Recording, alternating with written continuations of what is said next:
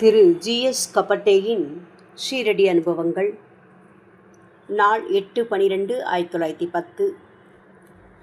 காலையில் வழக்கம் போல் பாபாவை காண நேர்ந்தபோதும் மாலையிலும் அவரை தரிசனம் செய்யச் சென்றோம். ஆனால் அவர் தமது கால்களை கழுவிக்கொண்டு இருந்ததால் நாங்கள் ஆராதிக்காமலே திரும்ப வேண்டியதாயிற்று. அப்போது தாத்யா சாஹிப் நூல்கர் மட்டும் எங்களோடு வரவில்லை. அதன் பின்னர் மீண்டும் நாங்கள் சென்றபோது சாயின் சாஹேப் எங்களை கலைந்து போகும்படி கட்டளையிட்டார். கலைந்து போன நாங்கள் கலைந்து விட்டோம். சாயிபாபா ஏதோ ஒரு ஆழ்ந்த சிந்தனையில் ஆட்பட்டிருந்தார். இரவில் சாயி சாவடியில் துயில்வார். ஆகவே அதற்கான ஊர்வலத்தை காணச் சென்றோம். அது மிக நன்றாக இருந்தது. பணம் பிடுங்குவதாக குற்றம் சாட்டப்பட்ட போலீஸ் அதிகாரி ஒருவர் விசாரணைக்கு உட்படுத்தப்பட்டார். அவரோ தாம் விடுதலையானால் பாபாவை சந்திப்பேன் என்று வேண்டியிருந்தார்.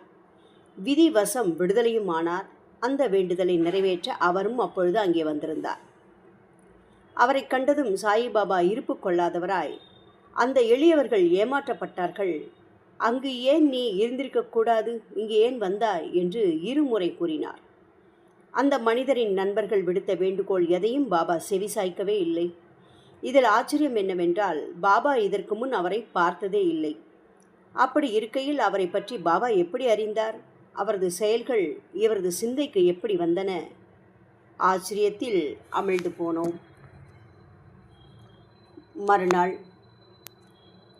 இன்று நானும் என் மகனும் இங்கிருந்து புறப்பட திட்டமிட்டோம்.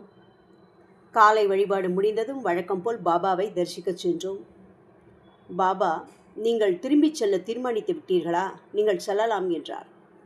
நாங்களும் அனுமதி கிடைத்ததால் எங்கள் பொருட்களை மூட்டை கட்ட ஆரம்பித்தோம். மாலையில் புறப்பட போகும்போது விடைபெற வேண்டி பாபாவை தரிசித்தோம். அவர் என்னை கண்டதும், உண்மையில் நீ போக விரும்புகிறாயா என்று கேட்டார்.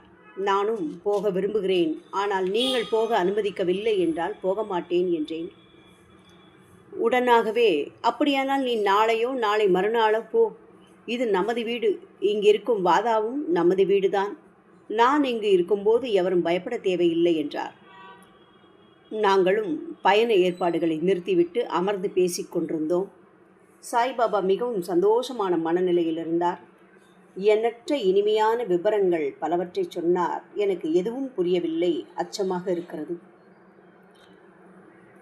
காலை வழிபாட்டுக்கு பின் நான் என் மகனிடம், நாம் புறப்படுவது குறித்து இனி பாபாவிடம் எதுவும் பேச வேண்டாம், அவர் அனைத்தையும் அறிவார், எப்போது நம்மை அனுப்ப வேண்டும் என்பது அவருக்கு தெரியும் என்றேன்.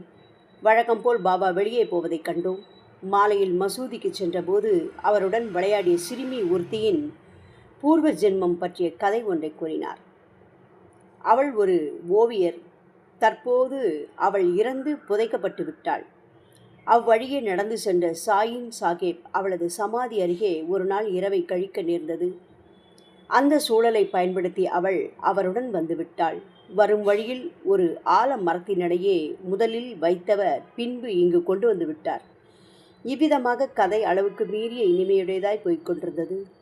மாலையில் வார்தாவைச் சேர்ந்த ஸ்ரீதர் பஞ்ச்மி, திரு பண்டிட் அகமது நகர் இளம் வழக்கறிஞர் திரு பட்டவர்த்தன் ஆகியோருடன் ஒரு மருத்துவரும் வந்தார். அவர்கள் அனைவரும் சாயின் சாஹேப்பை காணப்போயினர். என் மகனும் வழக்கறிஞரும் பழைய நண்பர்களாயிருந்ததால் நாங்களும் அவர்களுடன் சென்றோம். சாயி மகான் அனைவரையும் நடத்துவது போலவே அவர்களையும் நடத்தினார். தேலி மார்வாடி பற்றியும் கட்டப்படும் கட்டடங்கள் பற்றியும் பேசினார். உலகத்துக்கு பைத்தியம் பிடித்து விட்டது.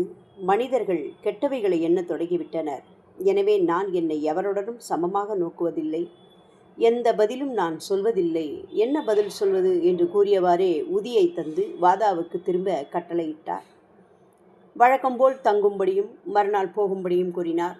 நானும் பாபா சாஹிப் சகஸ்ரபூதேவும் வாதாவுக்கு வந்தோம். அவர்கள் ராதாகிருஷ்ணம்மாயின் இல்லத்துக்கு சென்றதாக தோன்றுகிறது. பாபா சாஹிப் ஜாக்கின் மனைவி உடல் நலமின்றி இருக்கிறார்கள்.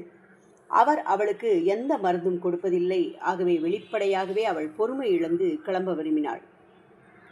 வேறு வழியின்றி பாபா சாஹிப் ஜாக்கும் அவளுடன் செல்ல அனுமதிக்கப்பட்டார். சாய்பாபா அவளை பற்றி அடிக்கடி விசாரித்து கொண்டிருந்தார். மாலையில் பாபாவிடம் விடைபெற வந்தபோது அவள், நான் இப்பொழுது நலமுடன் இருக்கிறேன், எனவே இப்போதைக்கு கிளம்பிச் செல்ல விரும்பவில்லை என்று கூறினாள். நாங்கள் வியந்தோம். காலை வழிபாட்டை முடித்ததும் வழக்கம் போல சாய்பாபாவை தரிசிக்கச் சென்றோம். பம்பாய் ஹரிபாவ் தீட்சத், திரு தர்கட், அண்ணா சாஹிப், மகாஜனியின் மைத்துனர் ஆகியோரும் உடன் வந்தனர். சாய்பாபா தான் அமரும் இடத்தில் மாறுதல் செய்ய விரும்பினார். ஒரு தூணுக்கு அருகில் அமர்ந்தார். பெரிய பாம்பு ஒன்று விழித்து கொண்டது. அது மேலும் கீழும் தாவும் வழக்கமுடையதாக இருந்தது என்று கூற ஆரம்பித்தவர் பின்னர் அதை மாற்றிவிட்டார். ஓரிடத்துக்கு சென்றிருந்தேன். அங்குள்ள கிராம அதிகாரி ஒரு தோட்டம் அமைத்து அதில் ஓர் நடைபாதையும் அமைத்து தந்த பின்பே இங்கிருந்து செல்ல அனுமதிப்பேன் என்றார். இரண்டையும் செய்து முடித்தேன் என்றும் கூறினார். அந்த நேரத்தில் சிலர் உள்ளே வந்தனர். அதில் ஒருவரை பார்த்து, உன்னை பார்த்து கொள்வதற்கு என்னை தவிர வேறு யாரும் இல்லை என்று கூறினார். பின்னர் சுற்றிலும் பார்த்துவிட்டு, அவள் எமது உறவினர் ரோஹில்லாக்களை திருமணம் செய்து கொண்டாள் என்றார். இந்த உலகம் மோசமானது. மக்கள் எல்லோரும் முன்பு இருந்தது போல் இல்லை. அப்போதெல்லாம் மக்கள் சாதுவாகவும் நம்பத் தகுந்தவர்களாகவும் இருந்தனர். இப்போது இவர்கள் நம்பிக்கையற்றவர்களாகவும் தீமைகளுக்கு ஆதரவு அளிப்பவர்களாகவும் மாறிவிட்டார்கள் என்று கூறினார். அதன் பின் ஏதோ கூறினார். அதை என்னால் புரிந்து கொள்ள முடியவில்லை. அது அவருடைய தந்தை மற்றும் தாத்தா பற்றியும் அவர்கள் மாறி மாறி உருமாறியது பற்றியும் அமைந்ததாக கருதுகிறேன். தீட்சத் கொஞ்சம் பழங்கள் கொண்டு வந்தார். அதில் சிலவற்றை பாபா உண்டார். மீதியை அனைவருக்கும் கொடுத்தார். பாபா சாஹிப் எல்லோர் கொடுக்கும் பழங்களையும் அவர் ஏற்றுக்கொள்வதில்லை. கொடுப்பவர் கொண்டுள்ள பக்தியின் அடிப்படையிலே தான் அதை ஏற்றுக்கொள்வார் என்றார்.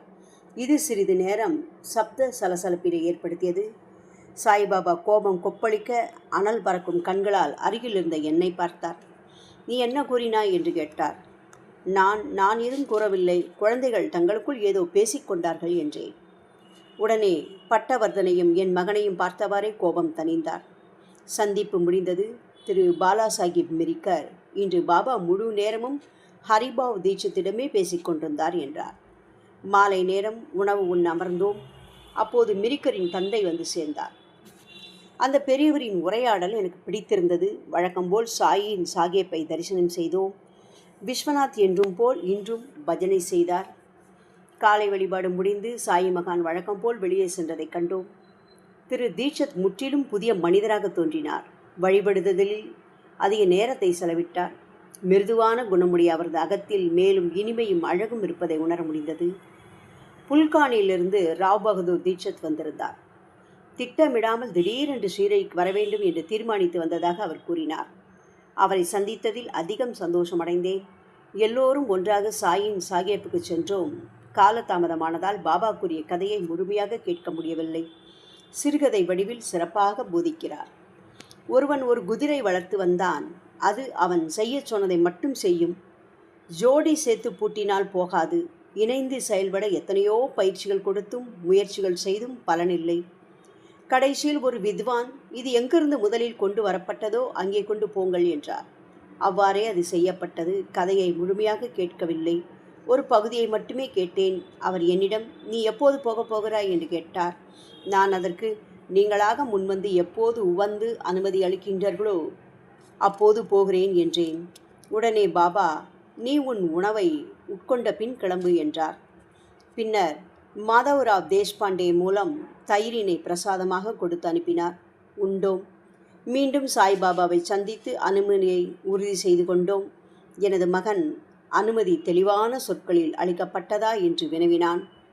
அவன் அனுமதியை உறுதியாக நம்பவில்லை. சாய் மகான் மற்றவர்களிடம் எல்லாம் தட்சணை கேட்டார். எங்களிடம் மட்டும் கேட்கவே இல்லை. என்னிடம் பணமும் மிகவும் குறைவாகவே இருந்தது. இது அவருக்கு தெரியுமோ என்னவோ. அனைவரிடமும் விடைபெற்று கொண்டு பட்டவர்தன், பிரதான், காகா மகாஜனி, தர்கட், பிடே ஆகியோருடன் இரவு 6:30 மணிக்கு கோபர்கானில் ரயில் ஏறினோம்.